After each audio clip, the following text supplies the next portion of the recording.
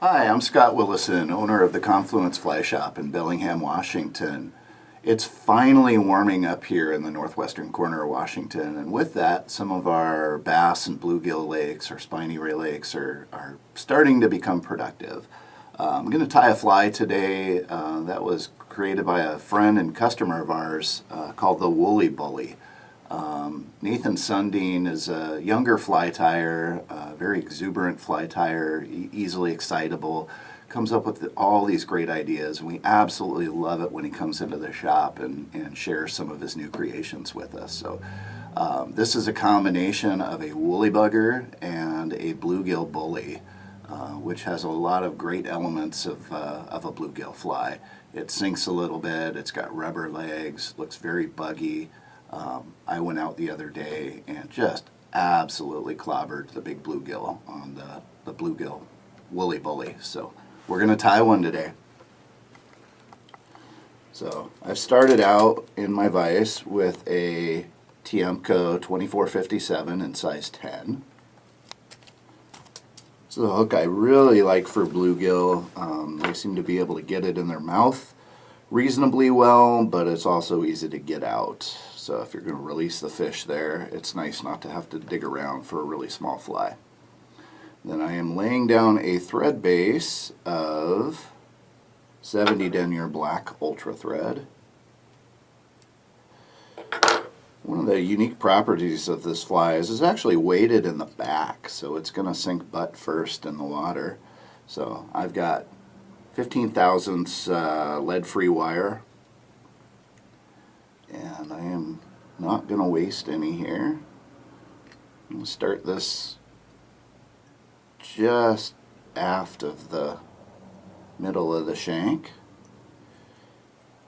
and I am actually going to use my thread to tie that lead-free wire down. We'll advance our thread up this way.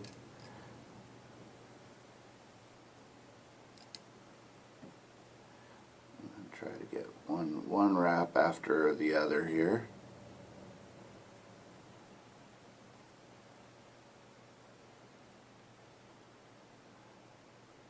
And we'll go all the way up to where I tied it in.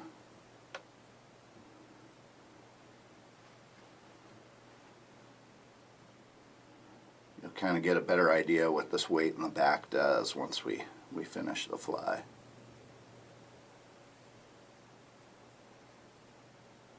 There we go. Just break that off. Wrap back over it a little bit.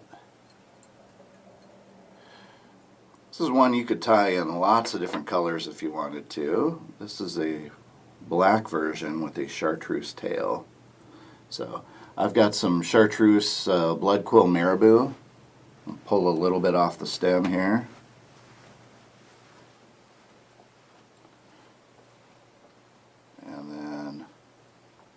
We'll tie that down. I actually like to tie this over the lead-free wire. Just kind of helps to lock things into place. Get that all bound down. And then the other thing I like to do with this tail is actually lift up that tail and take a couple of wraps underneath it. It's going to help to keep that from fouling around the hook there.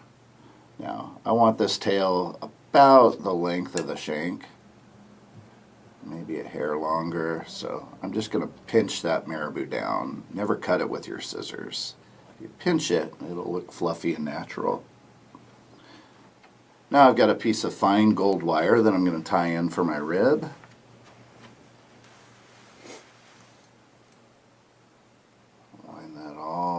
Back there. And then on this one I'm going to use black ice dub for the body.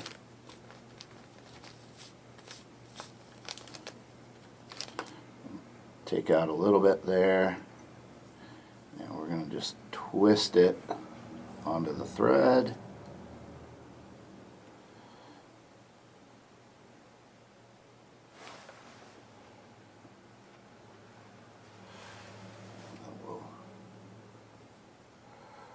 work our way up.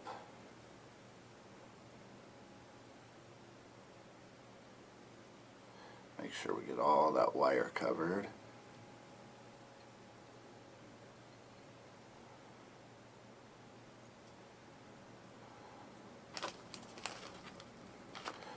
Just a pinch more on there.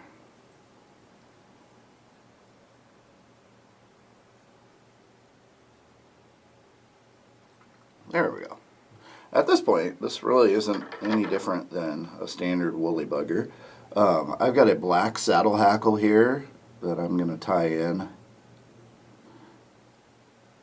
at the front of the fly. I've always preferred to tie my woolly buggers with a reverse palmer.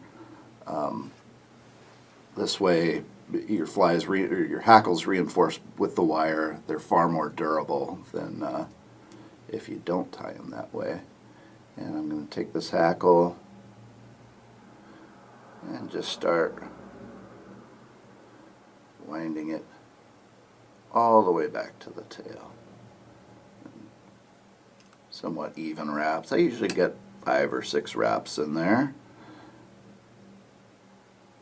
And then I am going to hold that feather carefully with my left hand. Bring that wire under and over. Once you get one wrap over the feather in the back, you can let go of that. And then we're just going to bring that wire forward through the hackle. You could rock it back and forth if you find you're trapping hackle fibers in there.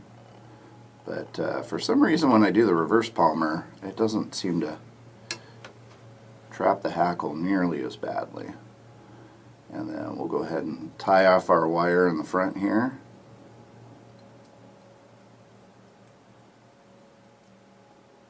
We'll rock that until it breaks. And then we'll trim off that hackle. I like to leave just a little nub back there so it doesn't pull out of the wire. Okay, now here's what, this in its own right would catch plenty of bluegill, but we're really going to make it bluegill worthy here by adding some white rubber legs to the front of it. So what I'm going to do, I've just cut off a strand. I've got 2 rubber legs here, and I am going to tie it down in the middle and wrap back over it.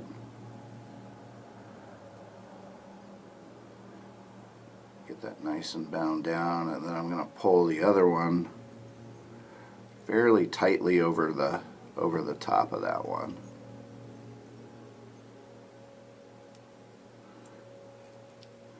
And then we'll use our thread wraps to cover the rest.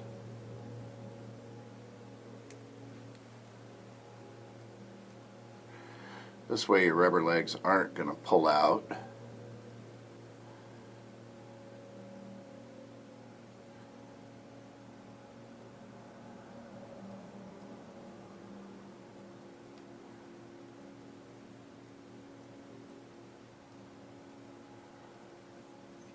There we go. I got all of that covered up there. I probably caught 40 bluegill on one of these the other day before it finally came apart.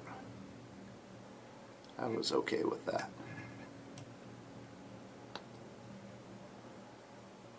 And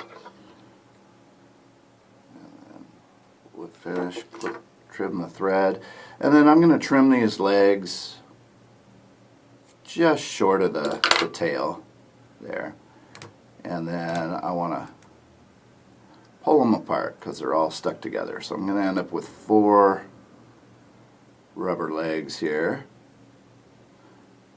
Alright, so what's great about this fly, the way it's tied with that weight in the back, is those rubber legs are moving always. So when I'm retrieving it, they're going to move this way.